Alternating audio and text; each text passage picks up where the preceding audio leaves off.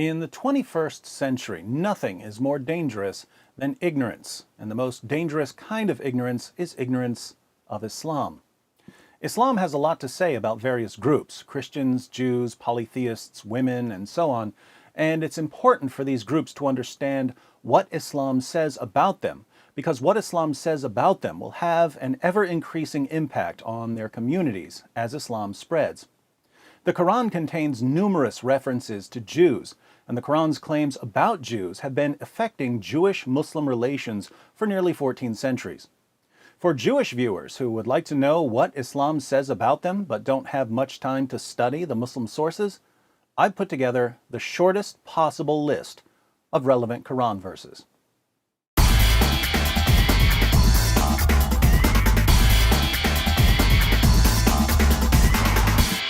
There are dozens of Quran verses about Jews that we could examine, but we're going to focus on just three, all from the same chapter, Surah 5.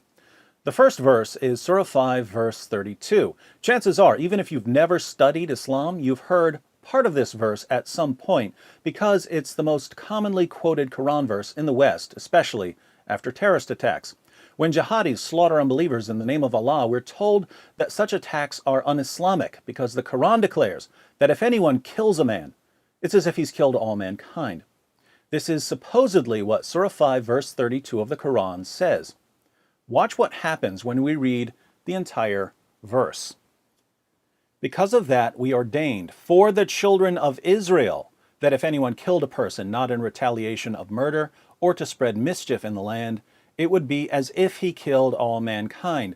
And if anyone saved a life, it would be as if he saved the life of all mankind.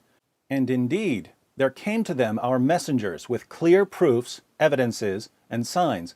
Even then, after that, many of them continued to exceed the limits, e.g. by doing oppression unjustly and exceeding beyond the limits set by Allah by committing the major sins in the land. Notice four things about this verse. One, the Quran says that this was a revelation for the Jews. We ordained for the children of Israel that if anyone killed a person not in retaliation of murder or to spread mischief in the land, it would be as if he killed all mankind. And we know what the Quran is referring to here. This is a quotation from the Talmud, Mishnah Sanhedrin. The next verse, Surah 5, verse 33, is a revelation for Muslims, and it commands Muslims to dismember and crucify all kinds of people. Two, since this is the standard verse quoted by Muslims to show that Islam is a religion of peace, we should always point out that the most peaceful verse in the Quran is actually a quotation from the Talmud.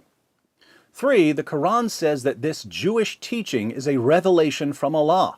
So according to the Quran, the Talmud, or at least a portion of it, is a revelation from Allah, just as the Torah and the Gospel, according to the Quran, are revelations from Allah.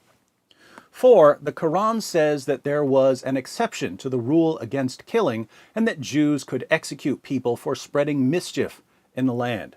If anyone killed a person not in retaliation of murder or to spread mischief in the land, it would be as if he killed all mankind.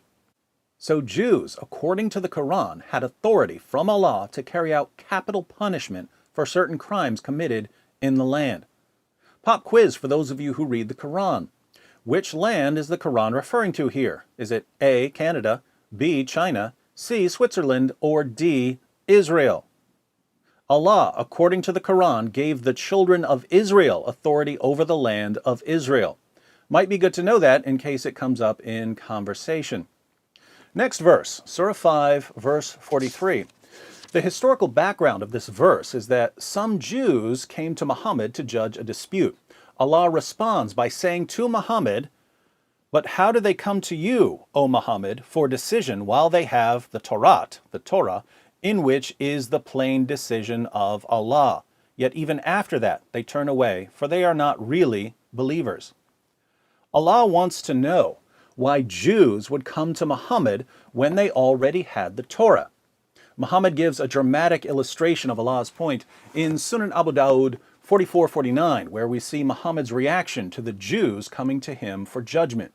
In 7th century Arabia, the person who judged a dispute would sit on a judgment cushion. Watch what Muhammad does. They set out a cushion for the messenger of Allah, and he sat on it. Then he said, "Bring me the Torah." It was brought, and he took the cushion from beneath him and placed the Torah on it and said, "I believe in you and in the one who revealed you." So the Jews bring the Torah. Muhammad speaks to it and says, "I believe in you and in the one who revealed you." Then Muhammad takes the judgment cushion out from under him and puts the Torah on the judgment cushion. According to the Quran, do Jews need Muhammad's revelations? No, because they already have the Torah. The Quran, then, is completely useless to Jews. Notice also that contrary to Muslim claims that the Bible has been corrupted, both Muhammad and Allah affirm the inspiration, preservation, and authority of the Torah.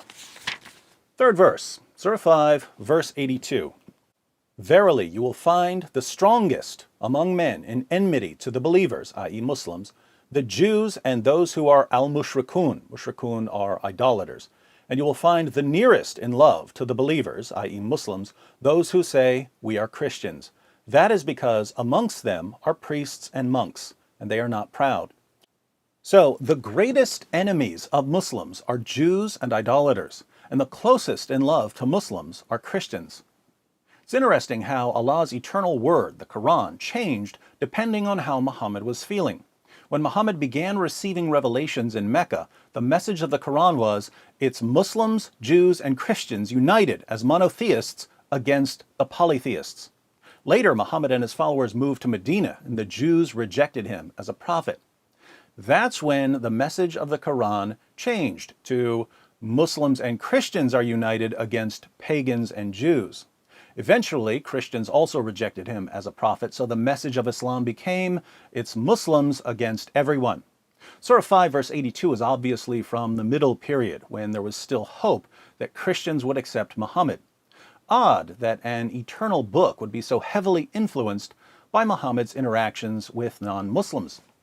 But the Quran's claim that Jews are among the greatest enemies of Islam has had a lasting impact on Muslims and even on their view of future events.